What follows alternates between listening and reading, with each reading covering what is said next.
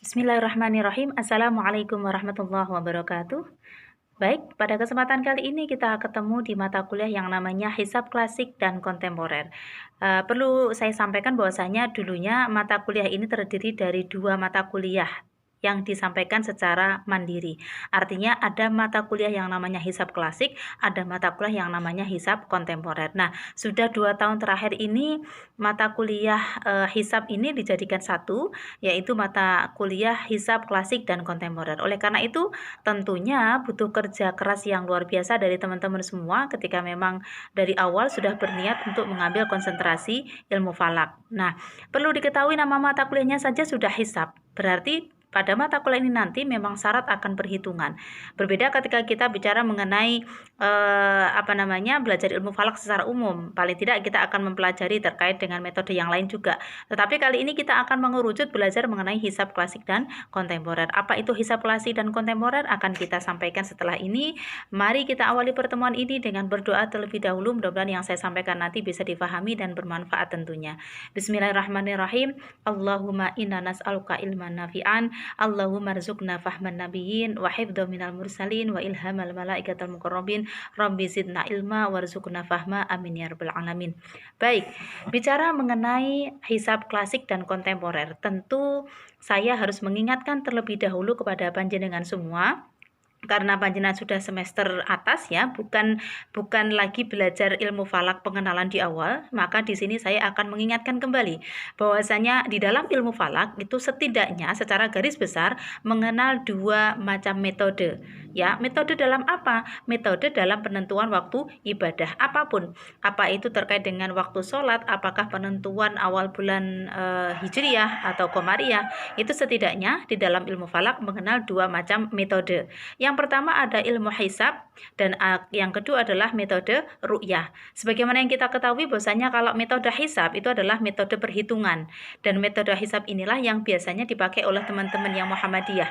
Jadi teman-teman yang Muhammadiyah ketika mau menentukan kapan Ramadan dimulai, kapan bulan Syawal dimulai, itu biasanya menggunakan metode hisab, meskipun tidak keseluruhan dari Muhammadiyah begitu, tapi secara garis besar, secara kelembagaan, metode yang digunakan oleh Muhammadiyah adalah menggunakan metode hisab dalam penentuan awal bulan Komariahnya. Jadi kalau berdasarkan hasil perhitungan sudah diketahui angka sekian dan itu sudah masuk kategori masuk bulan berikutnya, maka sudah diputuskan, oh besok adalah masuk Ramadan misalkan. Nah, berbeda dengan metode yang satunya yaitu metode ru'yah. Metode ini biasa dipakai oleh teman-teman yang NU atau Nahdlatul Ulama. Untuk teman-teman yang NU di dalam menentukan awal bulan Komariah atau awal bulan Hijriyah itu dengan menggunakan metode ru'yah. Artinya butuh pengamatan. Jadi butuh pengamatan, butuh untuk melakukan pengamatan langsung di lapangan, melihat benda langit yang namanya hilal. Maka untuk teman-teman yang NU, meskipun mereka memegang perhitungan, sudah tahu hasil perhitungannya, tetapi untuk kawan-kawan yang di NU itu tidak bisa menentukan, oh besok, tidak. Tetapi dari hasil hitungan itu harus dibuktikan dalam bentuk pengamatan atau ru'yatul hilal terlebih dahulu sebagai pembuktian dari perhitungannya. Kira-kira itu sebagai gambaran awal, harus mengingat kembali apa bedanya hisab dan apa bedanya ru'yah. Nah, nanti pada kesempatan kali ini karena mata kuliah kita hisab ya, hisab klasik dan kontemporer, maka pada kesempatan pertemuan di awal ini saya ingin mengenalkan terlebih dahulu ragam ya, macam-macam hisab dalam ilmu falak itu kan banyak. Gitu. Jadi kalau secara garis besar metodenya ada dua, hisab dan ru'yah. Kemudian lebih mengerucut lagi, hisab itu ada apa saja. Jadi secara garis besar hisab itu sebetulnya ada banyak, tetapi di sini saya ringkas, hisab itu ada 3 paling tidak. Yang pertama adalah hisab urfi, kemudian yang ketiga adalah hisab hakiki bitahqiq atau kontemporer, dan kemudian hisab hakiki takribi. Atau kalau berdasarkan untuk urutannya ada hisab urfi, kemudian ada hisab takribi, kemudian ada hisab hakiki bitahqiq. Nah, apa itu nama-nama hisab tersebut? Mari kita kaji satu persatu. Yang pertama adalah hisab urfi ya. Hisab urfi itu adalah di mana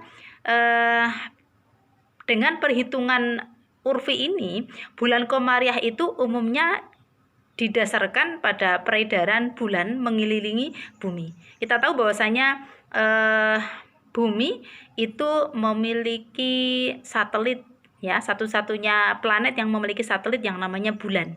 Jadi kalau semua benda langit itu kan mengitari matahari. Kita tahu dengan konsep heliosentris. Masih ingat ya, heliosentris itu apa?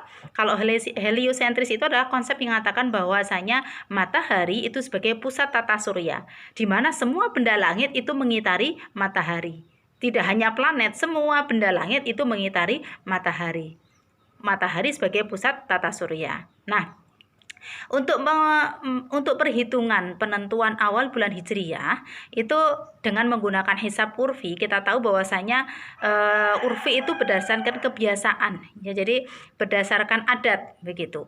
Jadi bulan Komariah itu umurnya, untuk mengetahui umurnya itu apakah 29 ataukah 30 hari, itu biasanya didasarkan kepada peredaran bulan mengelilingi bumi. Jadi coba diingat kembali lah mata kuliah falak kemarin.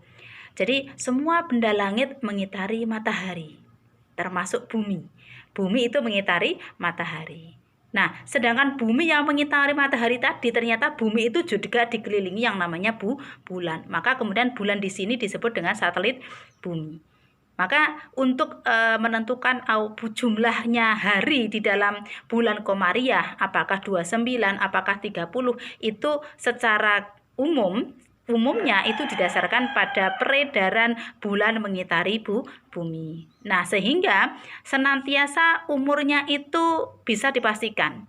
Jadi kisarannya 30 atau 29 hari.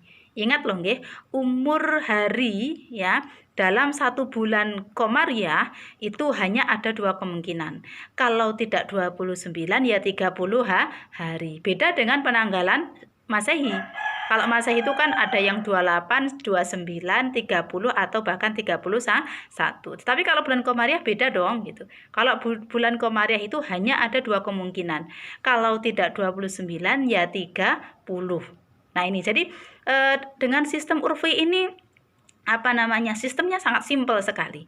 Hanya diperkirakan nek ra 29 ya 30 hari.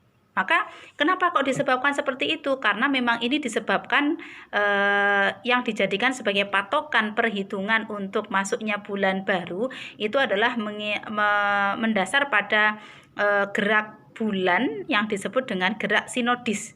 Gerak sinodis itu di mana istimak sampai dengan istimak berikutnya.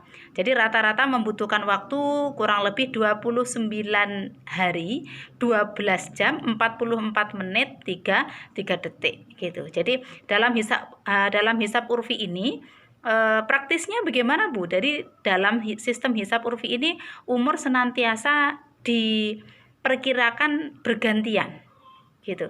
29, 30, 29, 30. Kita tahu bahwasanya 1 tahun dalam bulan Komariah itu sama, terdiri dari 12 bulan.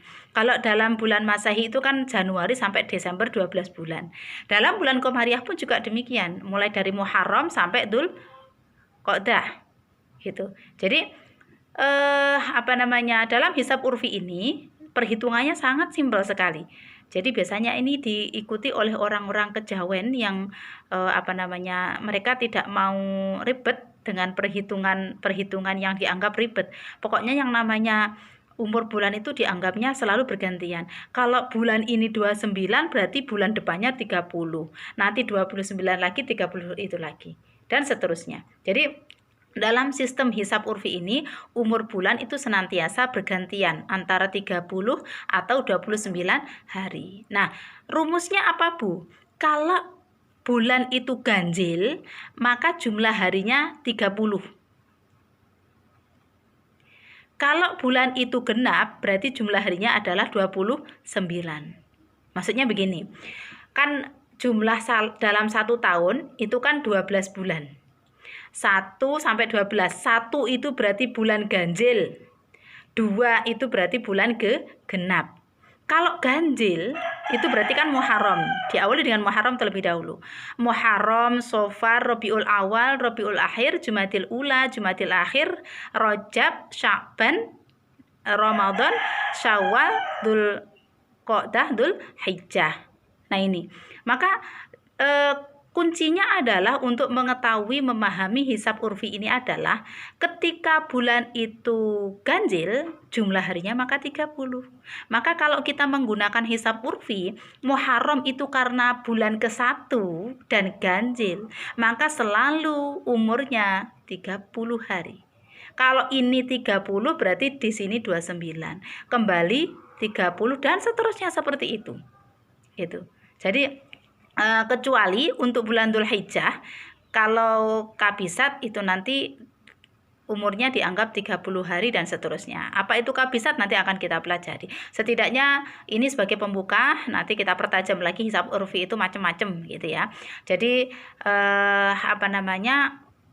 perhitungan simpel dalam hisab urfi itu adalah perhitungan bulan dihitung secara bergantian. Jadi peredaran bulan itu dianggap konstan sehingga bisa diperkirakan secara bergantian 29, 30 dan seterusnya. Begitu. Sebagaimana yang saya sampaikan tadi bahwasanya disampaikan bahwasanya dengan hisab urfi itu umur bulan itu kan disampaikan secara bergantian. Tapi ingat, catatannya adalah hisab urfi itu memang rumusnya kalau bulan ganjil 30, bulan genap berarti 29. Tetapi ada catatan bahwasanya kecuali bulan Dzulhijjah. Nah, Dzulhijjah ini tidak melulu jumlahnya 30 atau 29. Karena bulan ke-12 berarti kan genap. Kalau pakai kunci yang awal tadi, bulan ke-12 berarti kan genap. Harusnya kan jumlahnya 29, tetapi ternyata tidak begitu. Jadi hisab urfi itu memang selang-seling kecuali Dzulhijjah. Kalau Dzulhijjah itu tergantung apakah tahun tersebut termasuk tahun kabisat atau tahun basitoh. Kalau tahun itu termasuk tahun basitoh atau tahun yang pendek, itu berarti jumlah Dzulhijjahnya adalah 29 hari. Tetapi kalau untuk kabisat itu karena tahun panjang, maka Dzulhijjahnya itu adalah berumur 30 hari. Ini sama halnya di penanggalan Masehi. Nah, Februari itu kan kadang 29, kadang 28. Ketika tahun tersebut termasuk tahun yang panjang, maka umur Februarinya 29. Kalau umurnya itu termasuk basitoh, berarti Februarinya adalah 28. Kurang lebih seperti itu. Maka nanti silakan dicermati, nanti di slide PowerPoint-nya bisa dipelajari bersama ya, terkait dengan menggunakan sistem hisab urfi. Maka sistem hisab urfi ini kalau ditanyakan tingkat kebenarannya akurat atau tidak, Bu. Untuk era sekarang ini hisab urfi dikatakan sangat tidak akurat. Sudah tidak akurat lagi.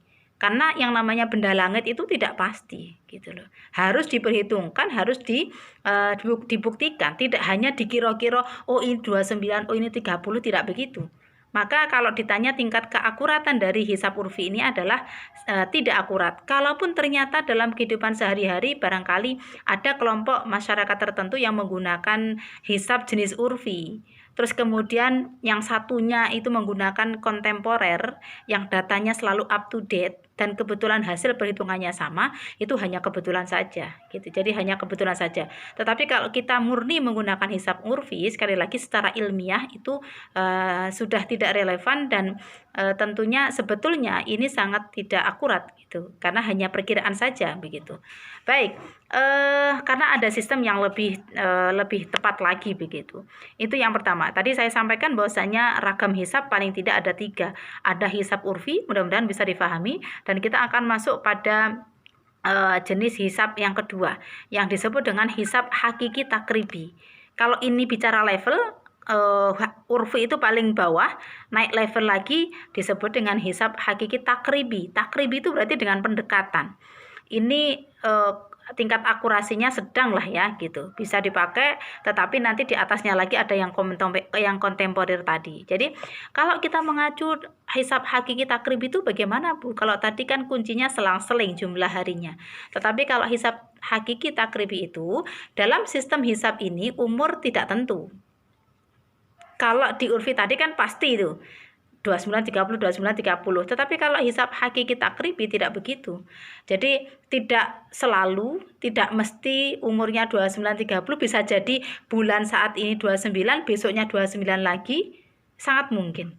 Jadi dengan hisab hakiki takribi ini memang tidak bisa memastikan jumlah hari dalam satu bulan. Maka yang menjadi acuannya adalah bertemunya antara istimak satu dengan istimak yang berikutnya. Jadi dan kuncinya adalah kalau menurut hisab hakiki takribi ini, jika istimak itu terjadi sebelum matahari terbenam, maka kalau menurut hisab hakiki takribi ini dipastikan ketika matahari terbenam, hilal itu sudah di atas ufuk atau dianggap nilainya positif. Dan sebaliknya, jika istimak itu terjadi setelah matahari terbenam, maka pada saat matahari terbenam itu hilal masih di bawah ufuk. Sekali lagi saya tegaskan supaya nanti panjenengan tidak bingung. Dengan hisab takribi itu, awal bulan itu ditentukan oleh yang namanya istimak. Mudah-mudahan panjenengan semua tidak lupa apa yang disebut dengan istimak. Istimak itu apa? Istimak itu kan sebagai syarat pergantian bulan. Jadi istimak itu adalah bertemunya 3 benda langit. Ya, bertemunya 3 benda langit, bumi, matahari, bulan. Dalam kesehariannya, 3 benda langit ini kan berjalan sendiri-sendiri di garis orbitnya masing-masing. Matahari yo muter karepe dhewe, bulan begitu, bumi juga begitu. Tetapi istimak ini beda. Ternyata 3 benda langit ini sesekali dalam satu bulan itu mereka mengadakan reuni, ketemuan dalam satu waktu, dalam satu garis edar. Yang semula matahari jalan sendiri, bulan sendiri, bumi sendiri. Nah, yang disebut peristiwa istimak itu adalah bertemunya 3 benda langit dalam garis bujur astronomis yang sama. Jadi mereka setiap harinya repot berjalan sendiri-sendiri. Tek. Nah, begitu yang disebut istimak itu adalah peristiwa di mana mereka itu berada dalam satu garis bujur astronomis. Tek. Ini. Jadi berada dalam satu garis bujur astronomis yang sama. Pakai logika sederhana saja. Ketika 3 benda langit itu tadi, bumi, matahari, bulan, berada sejajar dalam satu garis bujur astronomis, tentu kan cahaya di antara ketiga benda langit itu kan ada yang tertutup. Gitu. Jadi hilal itu akan kelihatan itu kan setelah terjadinya istimak. Maka istimak ini menjadi syarat datangnya bulan berikutnya. Gitu. Jadi misalkan ini bulan Sya'ban. Untuk mengetahui Ramadan kapan, ya harus nunggu 3 benda langit ini reonean dulu. Kalau 3 benda langit ini sudah istimak, berarti kalau istimak itu berarti bulan mati karena cahaya bulan tertutup oleh bumi dan seterusnya, tidak kelihatan. Begitu 3 benda langit ini terkumpul kan berarti ada yang ketutup. Mereka ketemuannya, istimaknya itu hanya sebentar saja begitu. Setelah istimak mereka akan melanjutkan perjalanan lagi sret. Nah, begitu sret itu berarti kan cahaya dari matahari keletap. Cahaya dari bulan itu kan keletap. Maka cahaya pertama dari bulan yang mendapat sorotan dari matahari itulah yang disebut dengan hilal. Seandainya bisa ketemu langsung, saya ingin menjelaskan, memahamkan. Tapi saya yakin panjenengan semua sudah paham apa yang dimaksud dengan istimak. Jadi istimak itu adalah peristiwa di mana 3 benda langit berkumpul sebagai syarat pergantian bulan baru. Jadi ketika 3 benda langit itu kumpul, otomatis kan tidak ada cahaya sama sekali. Tanggal tuek gitu ya, istilahnya tanggal tua. Hilal tua, tidak ada cahayanya. Begitu mereka terpisah, sret. Nah, ini bulan langsung disorot matahari sret, maka yang terlihat tipis sekali, yang kemudian disebut dengan istilah hilal. Nah, kita kembali ke masalah takribi. Nah, takribi ini acuannya begini. Ketika istimak ini terjadi sebelum matahari terbenam, menurut hisab takribi, pada saat matahari terbenam sudah dipastikan hilal itu akan positif. Kalau istimaknya terjadi sebelum matahari tenggelam. Misal pada saat duhur ternyata sudah terjadi istimak. Itu kalau pakai hisab takribi, mereka sudah bisa memastikan, oh berarti nanti sudah bisa takbir untuk lebaran. Karena duhur sudah terjadi istimak. Tapi beda ketika istimaknya itu ternyata terjadi setelah matahari tenggelam. Habis maghrib atau isya ternyata baru terjadi istimak, itu bisa dipastikan lebarannya besoknya, karena pada saat matahari tenggelam itu hilal masih negatif atau masih di bawah ufuk. Nah, ini kalau kita menggunakan acuan takribi seperti itu. Jadi memang tidak bisa dipastikan, tapi kata kunci yang digunakan dalam takribi seperti itu. Silakan dicermati, mudah-mudahan bisa dipahami. Oke, berikutnya tadi sudah kita sampaikan apa itu hisab urfi, kemudian apa itu hisab takribi, dan kemudian yang terakhir hisab kontemporer atau hakiki bitahkik ya, hakiki bitahkik. Ini kontemporer, dikatakan kontemporer karena setidaknya datanya pun selalu up to date ya, selalu di-update terus, di-upgrade dan di-update gitu. Dan metode yang digunakan dalam perhitungannya pun itu juga sudah memenuhi koreksinya banyak sekali yang digunakan. Jadi kontemporer itu dalam sistem hisab ini perhitungan yang dilakukan itu sangat cermat. Rumus-rumus yang dipakai itu koreksinya banyak sekali. Jadi rumus menggunakan segitiga bola, kemudian sehingga karena panjenengan nanti akan tahu bedanya lah ya nanti pada saat kita sudah masuk perhitungan. Kalau menghitung awal bulan pakai urfi ya sesederhana itu. Kalau tahqiq menggunakan kontemporer itu kan jelimet sekali. Perhitungannya jelimet, harus ada koreksi ketinggiannya, harus ada koreksi ini itu dan seterusnya. Maka hasil dari kontemporer ini kalau ditanya tingkat akurasinya tentu sangat akurat begitu.